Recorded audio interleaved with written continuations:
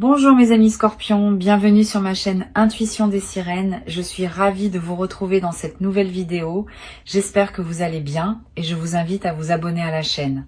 Chut, reste là, ne bouge pas. Ce que tu es sur le point d'entendre, très peu de gens sont prêts à le recevoir. Non pas parce que c'est compliqué, mais parce que la plupart des gens passent leur vie à courir tellement vite qu'ils n'entendent plus les murmures de leur propre âme. Toi, tu t'es arrêté. Tu es là.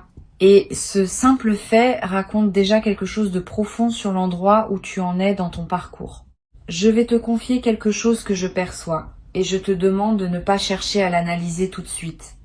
Laisse-le simplement entrer, comme une goutte de pluie chaude sur une terre assoiffée. Ce que tu appelles ta souffrance est en train de se transformer, pas de disparaître, de se transformer. Et la différence entre les deux est immense. Quand quelque chose disparaît, il ne laisse rien derrière lui. Quand quelque chose se transforme, il devient autre chose. Quelque chose de plus riche, de plus profond, de plus utile. Et c'est exactement ce processus qui est à l'œuvre dans ta vie en ce moment. La douleur que tu as portée, les épreuves que tu as traversées, les nuits lourdes et les matins gris, tout cela n'est pas en train de s'évaporer comme si rien ne s'était passé. Tout cela est en train de devenir le terreau d'une nouvelle réalité. Et cette nouvelle réalité, laisse-moi te la décrire parce que je la sens avec une netteté qui me surprend moi-même. Imagine un forgeron. Il prend un morceau de métal brut, informe, terne. Il le plonge dans le feu. Le métal rougit. Il souffre de la chaleur. Il perd sa forme initiale. Tout observateur extérieur pourrait croire que le métal est en train d'être détruit. Mais le forgeron sait. Il sait que ce passage par le feu est le seul chemin vers la lame, vers la beauté, vers la fonction, vers la puissance. Sans le feu, le métal reste un bloc inutile. Avec le feu, il devient une épée, un outil, une œuvre d'art. Tu es ce métal. Et le feu que tu as traversé n'était pas une punition, c'était une forge. Ce que Intuition des Sirènes perçoit pour toi en cet instant, c'est que tu arrives au moment où le forgeron retire la lame du feu. Le métal est encore chaud, il rougeoie encore, mais la forme est là. La trempe est faite, il ne reste plus qu'à polir et à révéler l'éclat qui était caché sous la surface rugueuse. Il y a un mot que je voudrais installer entre nous comme une lanterne dans la nuit. Ce mot, c'est transmutation. La transmutation, c'est l'art de transformer le plomb en or. Les alchimistes d'autrefois passaient leur vie entière à chercher cette formule dans leur laboratoire. Ce qu'ils ne comprenaient pas toujours, c'est que la véritable transmutation ne se fait pas dans un creuset de cuivre. Elle se fait dans le cœur humain. Dans ta capacité à prendre une souffrance et à en extraire de la sagesse. À prendre une perte et à en tirer une liberté. À prendre un effondrement et à y trouver le socle d'une reconstruction plus solide. Et toi, sans même le savoir, tu es un alchimiste. Tu l'as toujours été. Chaque épreuve que tu as traversée, tu ne l'as pas simplement subie, tu l'as traversée. Ce verbe est important. Traverser, c'est entrer par un côté et ressortir par l'autre, c'est ne pas rester coincé au milieu. Et si tu es là aujourd'hui, en train d'écouter ces mots, c'est la preuve vivante que tu as traversé chaque tempête. Pas une seule ne t'a englouti. Pas une seule ne t'a gardé prisonnier. Tu es toujours ressorti. Peut être abîmé, peut être fatigué, mais debout, toujours debout. Et cette capacité à te relever, encore et encore, n'est pas un hasard. Ce n'est pas de la chance. C'est une force qui vit en toi, et qui est bien plus ancienne que les circonstances de ta vie actuelle. C'est une force d'âme, une résistance du cœur, un refus profond, viscéral, de laisser la nuit avoir le dernier mot. C'est cette force-là qui a préparé le changement dont je vais maintenant te parler. Parce que le changement qui arrive n'est pas un accident. Ce n'est pas un coup de chance qui tombe du ciel sur quelqu'un qui n'a rien fait pour le mériter. C'est l'aboutissement naturel de tout ce que tu as construit dans l'invisible. Chaque fois que tu as choisi la gentillesse quand tu aurais pu choisir la colère. Chaque fois que tu as tendu la main quand tu aurais pu fermer le poing. Chaque fois que tu as continué à croire quand tout semblait te donner des raisons d'abandonner. Toutes ces petites décisions, ces micro-actes de foi quotidiens ont tissé un filet sous tes pieds. Un filet que tu ne pouvais pas voir, mais qui était là, qui est là, et qui maintenant est prêt à te porter vers quelque chose de nouveau. Je veux te parler de ce que signifie vraiment la fin d'une souffrance. Parce que c'est un concept que l'on comprend souvent mal. Quand on souffre, on imagine que la fin de la souffrance ressemble à l'opposé exact de ce qu'on vit. Si on est triste, on pense que la fin de la souffrance, c'est la joie permanente. Si on est seul, on pense que c'est la présence constante de quelqu'un. Si on est perdu, on pense que c'est une carte parfaite avec un itinéraire tracé au millimètre. Mais la vie ne fonctionne pas par opposition. Elle fonctionne par intégration. La fin de ta souffrance ne va pas ressembler à l'effacement de tout ce qui t'a fait mal. Elle va ressembler à un changement dans ta relation avec la douleur elle-même.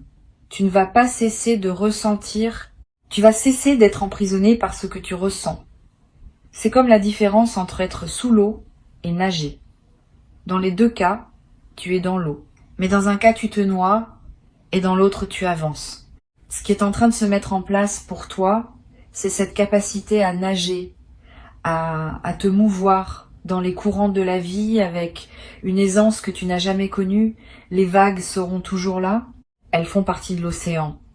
Mais toi, tu ne seras plus submergé. Tu sauras les lire, les anticiper, les chevaucher. Et cela change absolument tout dans l'expérience quotidienne de vivre. Pense un instant à la dernière fois où tu as ri sans raison.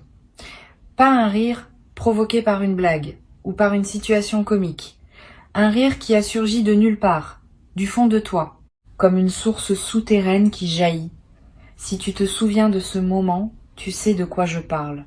Ce rire-là, c'est la signature de ton âme. C'est le son qu'elle fait quand rien ne l'empêche d'être elle-même. Quand les couches de protection, de méfiance, de douleur accumulées se fissurent suffisamment pour laisser passer la lumière d'origine, le changement qui arrive va multiplier ces moments, ces éclats de joie spontanée, ces instants où tu te surprendras à sourire, sans raison. Ces matins où tu ouvriras les yeux et où la première pensée qui te traversera ne sera pas une inquiétude mais une curiosité, une envie, un élan. Cela ne veut pas dire que chaque jour sera parfait. Cela veut dire que ta ligne de base va changer. La fréquence fondamentale sur laquelle tu vibres va monter d'un cran. Les jours difficiles seront toujours là, mais ils seront des exceptions au lieu d'être la norme. Et surtout, tu auras les ressources intérieures pour les accueillir sans qu'ils te détruisent. Je veux maintenant te parler de quelque chose que peu de gens remarquent quand ils sont en pleine transition. C'est ce que j'appelle la réorganisation silencieuse. Quand un grand changement se prépare dans ta vie, les premiers signes ne sont pas spectaculaires. Ils sont subtils, presque imperceptibles. C'est un goût différent dans ta bouche le matin. Une envie soudaine de ranger un tiroir que tu n'avais pas ouvert depuis des mois. Un livre qui t'attire sans que tu saches pourquoi. Une musique qui te fait pleurer alors qu'elle ne t'avait jamais touché auparavant. Un besoin nouveau de silence. Ou au contraire, un besoin soudain de mouvement, de sortir, de respirer un air différent. Ces micro-signaux ne sont pas anodins. Ce sont les premiers tremblements d'un continent intérieur qui se déplace. La tectonique de ton âme est en mouvement. Et comme les plaques tectoniques de la Terre, ces mouvements sont lents, profonds et irréversibles. Quand un continent bouge, il ne revient pas en arrière. Quand ton âme se déplace vers une nouvelle position, elle ne recule pas. Observe ces signes avec tendresse. Ne les juge pas. Ne cherche pas à les expliquer. Contente-toi de les accueillir comme les messagers d'un printemps que tes yeux ne peuvent pas encore voir, mais que ton corps et ton intuition ont déjà détecté. Tu sais, il y a une intelligence dans le corps humain qui dépasse de loin tout ce que le cerveau peut concevoir. Ton corps sait des choses que ta tête ignore et réagit à des fréquences que ton mental ne peut pas capter. Et en ce moment, ton corps te parle. Il te dit, à sa manière, que quelque chose de beau se prépare. Peut être que tu le sens dans tes épaules qui se détendent légèrement, peut être dans ta respiration qui devient un peu plus profonde sans effort, peut être dans un appétit qui change ou dans un sommeil qui se modifie. Ton corps se prépare à accueillir une version de toi que tu n'as pas encore rencontrée. Fais-lui confiance. Il est ton allié le plus fidèle dans cette transformation. Il y a un aspect de ce changement que je veux aborder avec toi et c'est peut être le plus délicat. C'est la question du mérite. Quelque part en toi, il peut être une voix qui murmure que tu ne mérites pas que les choses s'améliorent, que tu as fait trop d'erreurs, que tu as blessé des gens, que tu as pris des mauvaises décisions, que tu as gaspillé du temps, de l'énergie, des opportunités. Et cette voix, elle peut être même des arguments convaincants, des souvenirs précis, des preuves accablantes. Mais cette voix confond deux choses. Elle confond la responsabilité et la condamnation. Être responsable de ses erreurs, c'est sain, c'est mature, c'est nécessaire. Mais se condamner soi-même à une souffrance perpétuelle à cause de ses erreurs, ce n'est ni sain, ni juste, ni utile. La vie n'est pas un tribunal. Elle n'émet pas de sentence définitive. Elle offre des cycles, des renouvellements, des secondes chances, des troisièmes chances, des centièmes chances. Parce que la vie comprend quelque chose que le mental humain a du mal à saisir. Chaque erreur est un apprentissage et chaque apprentissage rapproche de la lumière. Tu mérites ce qui vient, non pas parce que tu es parfait, mais précisément parce que tu ne l'es pas. Parce que malgré tes imperfections, malgré tes chutes, malgré tes zones d'ombre, tu as continué à avancer. Tu n'as pas renoncé à toi-même. Et ce simple fait, ce refus discret de baisser les bras, est la chose la plus noble et la plus courageuse qu'un être humain puisse faire. L'énergie que capte Intuition des sirènes pour toi porte en elle cette nuance essentielle. C'est pas un changement qui va te demander de devenir quelqu'un d'autre. C'est un changement qui va te permettre d'être enfin toi-même, pleinement, sans honte et sans masque. Tout ce que tu as refoulé, tout ce que tu as caché, tout ce que tu n'as pas osé montrer au monde par peur du jugement, c'est exactement cela qui constitue ton trésor. Les parties de toi que tu considères comme des faiblesses sont en réalité tes forces les plus rares. Ta sensibilité que le monde t'a peu être appris à cacher est une antenne qui capte des réalités invisibles aux autres. Ta profondeur émotionnelle qu'on t'a peu être reprochée est la raison pour laquelle tu comprends les gens mieux qu'ils ne se comprennent eux-mêmes. Ta tendance à tout ressentir intensément, que tu as peu être vécu comme un fardeau, est en réalité un don. Et ce don est sur le point de trouver sa place dans le monde, sa vraie place. Pas celle que les autres ont définie pour toi, pas celle que la société attend de toi. Ta place à toi. Celle qui a la forme exacte de ton âme. Je perçois quelque chose de très spécifique. Quand je me connecte à ton énergie, c'est comme si tu avais passé des années à essayer de t'adapter à un monde qui n'était pas calibré pour toi.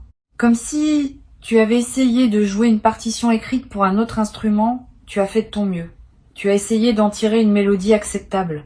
Mais au fond de toi, tu sentais que le son n'était pas juste, que quelque chose manquait, que tu n'étais pas à ta place. Ce sentiment ne venait pas d'un défaut en toi. Il venait du fait que tu jouais la mauvaise partition. Et ce qui change maintenant, c'est pas toi. C'est la partition. La vie est en train de te présenter une nouvelle musique. Une musique écrite pour ton instrument unique. Et quand tu commenceras à la jouer, tu seras stupéfait par la beauté du son qui en sortira. Un son que tu n'as jamais entendu, parce que personne d'autre ne peut le produire. Il est uniquement le tien. Sais-tu ce qui arrive à un fleuve quand il rencontre un obstacle qu'il ne peut pas contourner? Il ne se bat pas. Il ne se fracasse pas indéfiniment contre la roche. Il monte. L'eau s'accumule, gagne en profondeur, en puissance, en volume, et un jour, elle passe par-dessus, où elle trouve une fissure dans la roche que personne n'avait vue, où elle creuse patiemment millimètre par millimètre, jusqu'à se frayer un nouveau chemin. Le fleuve ne doute jamais de sa destination.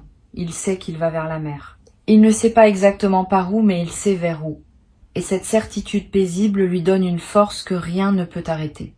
Tu portes en toi cette même certitude. Peut être qu'elle est enfouie, peut être qu'elle est recouverte de couches, de désillusions et de fatigue, mais elle est là.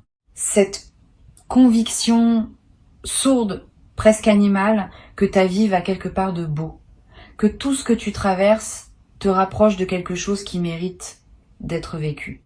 Et voici un aspect de cette transformation que je trouve particulièrement fascinant. Quand une personne commence à changer de l'intérieur, son environnement met un certain temps à s'adapter. C'est comme quand tu changes de lunettes. Pendant les premières heures, le monde semble légèrement décalé. Tes yeux doivent s'ajuster. Et puis, assez vite, tout devient net. Plus net même qu'avant. Tu remarques des détails que tu n'avais jamais vus, des couleurs plus vives, des contours plus précis.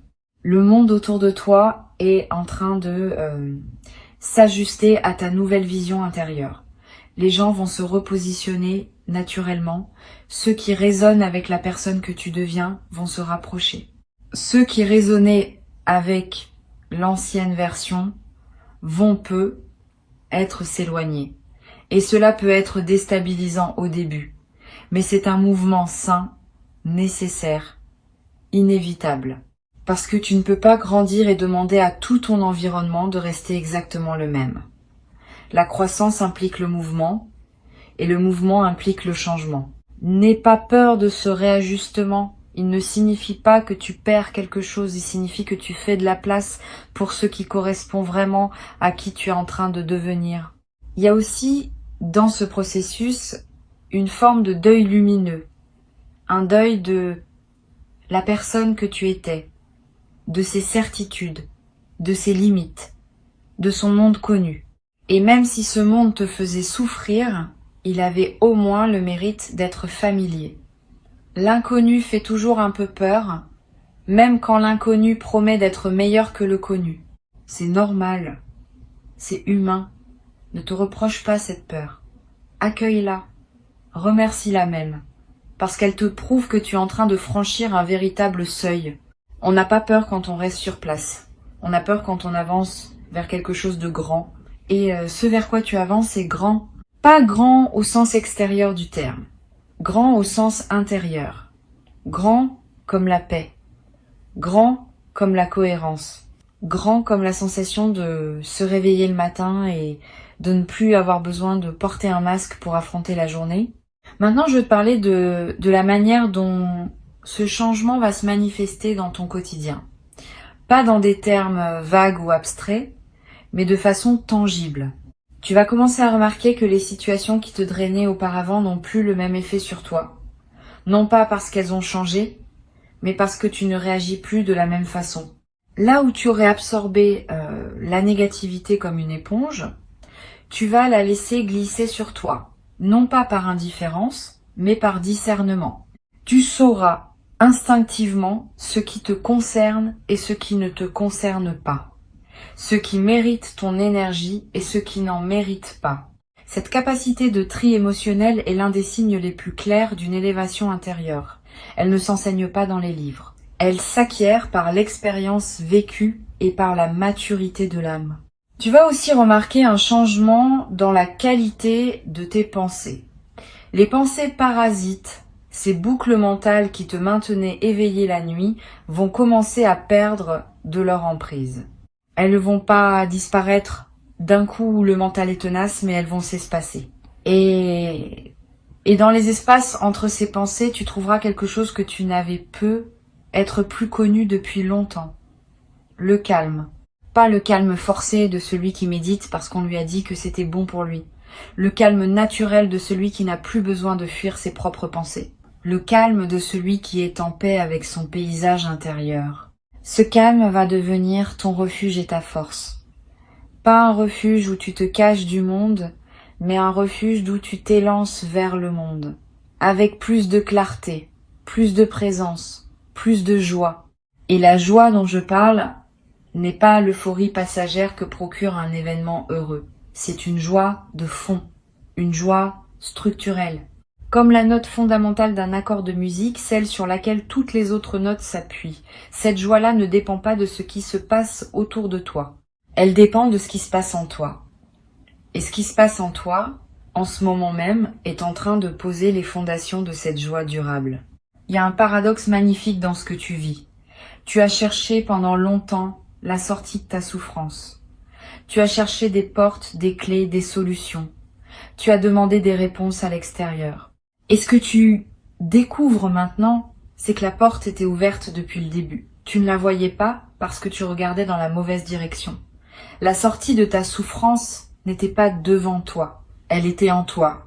Ce n'est pas un cliché, c'est la vérité la plus concrète qui existe. Parce que le jour où tu changes la manière dont tu te regardes toi-même, le monde entier se réorganise autour de cette nouvelle vision. Les mêmes rues, les mêmes visages, les mêmes journées, mais vues à travers des yeux neufs. Des yeux lavés par tout ce que tu as pleuré. Des yeux adoucis par tout ce que tu as compris. Des yeux rendus perçants par tout ce que tu as refusé de laisser te détruire. Ces yeux-là, ce sont les tiens maintenant. Et le monde qu'ils voient est un monde rempli de possibilités que tu ne soupçonnais pas. Je sens que tu es en train d'arriver à un endroit de ton parcours où les pièces du puzzle commencent enfin à s'assembler. Pas tout en même temps, mais suffisamment pour que tu aperçoives le dessin. Pour que tu comprennes que ce qui te semblait chaotique avait en réalité un ordre caché. Un ordre bienveillant. Un ordre qui travaillait pour toi-même quand tu pensais que tout travaillait contre toi.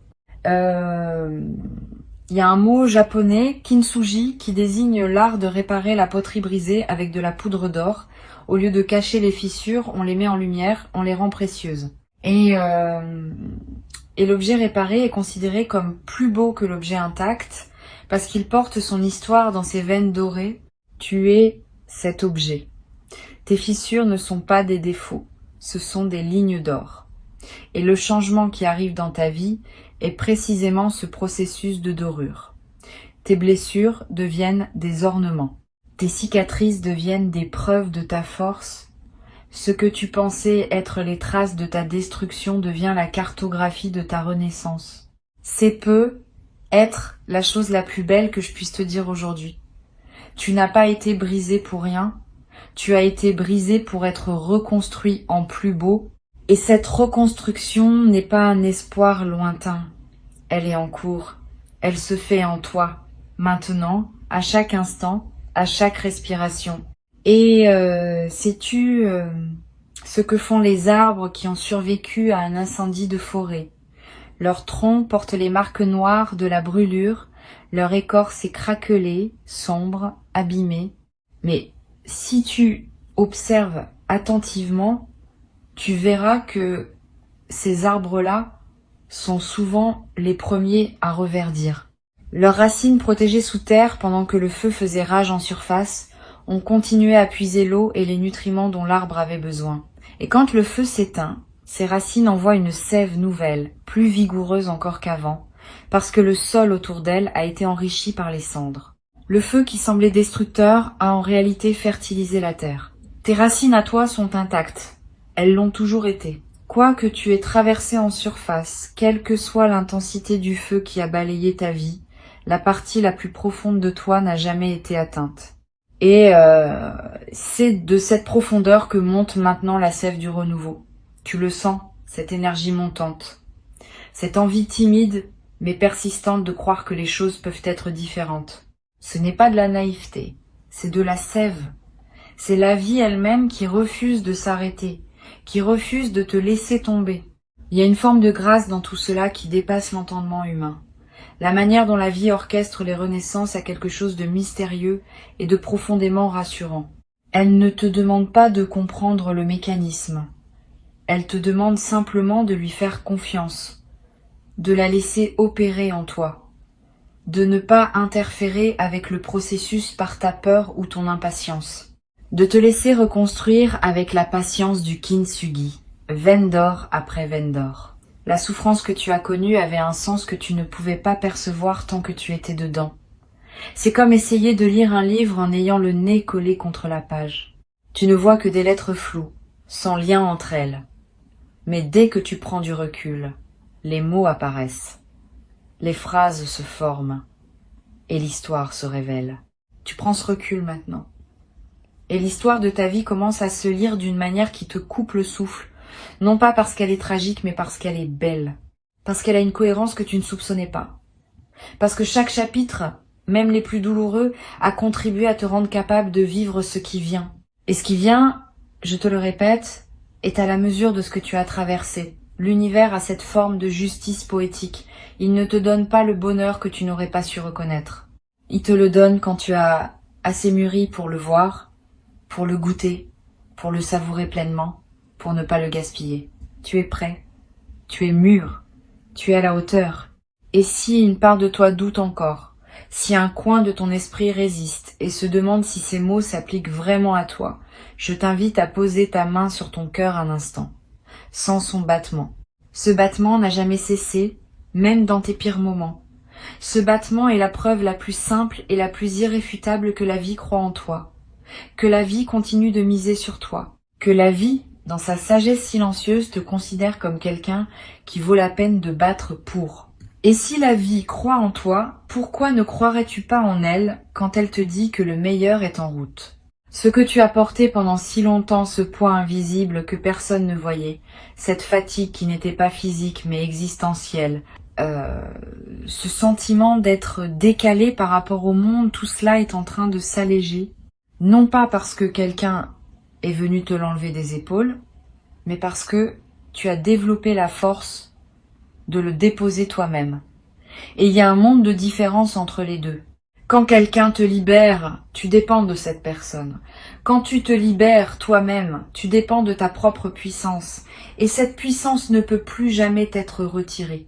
C'est peut être la transformation la plus fondamentale de toutes, celle qui passe de la dépendance à la souveraineté, du regard tourné vers l'extérieur au regard tourné vers l'intérieur, de l'attente à l'action.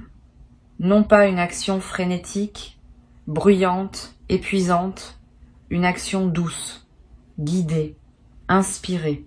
L'action de quelqu'un qui ne court plus après la vie, mais qui marche avec elle à son rythme, en confiance. Avant de clore cet espace que nous avons partagé, je veux que tu gardes une chose gravée en toi, une seule chose, si tu ne devais retenir qu'une seule idée de tout ce que tu viens d'entendre. La voici. Ta souffrance n'a jamais été ta destination, elle n'a jamais été ton adresse permanente, elle a toujours été un passage, un tunnel, et les tunnels, par définition, ont une sortie. Tu approches de cette sortie. La lumière au bout n'est pas un mirage. Elle est réelle, elle est chaude. Et elle t'attend avec la patience infinie de ce qui t'a toujours appartenu. Tu sais ce que font les papillons quand ils sortent enfin de leur chrysalide. Ils ne s'envolent pas immédiatement. Ils restent un moment accrochés à la branche, les ailes encore humides, encore froissées. Ils laissent le soleil les sécher. Ils laissent le vent les déployer. Et ce n'est que après ce temps de patience, ce temps d'acclimatation au monde nouveau dans lequel ils sont nés, qu'ils prennent leur envol. Ce moment de pause n'est pas de la faiblesse. C'est de la sagesse instinctive. C'est le corps qui sait qu'il faut se préparer avant de voler. Tu es dans ce moment de pause. Tes ailes se déploient. Le soleil de ta nouvelle vie les sèche doucement.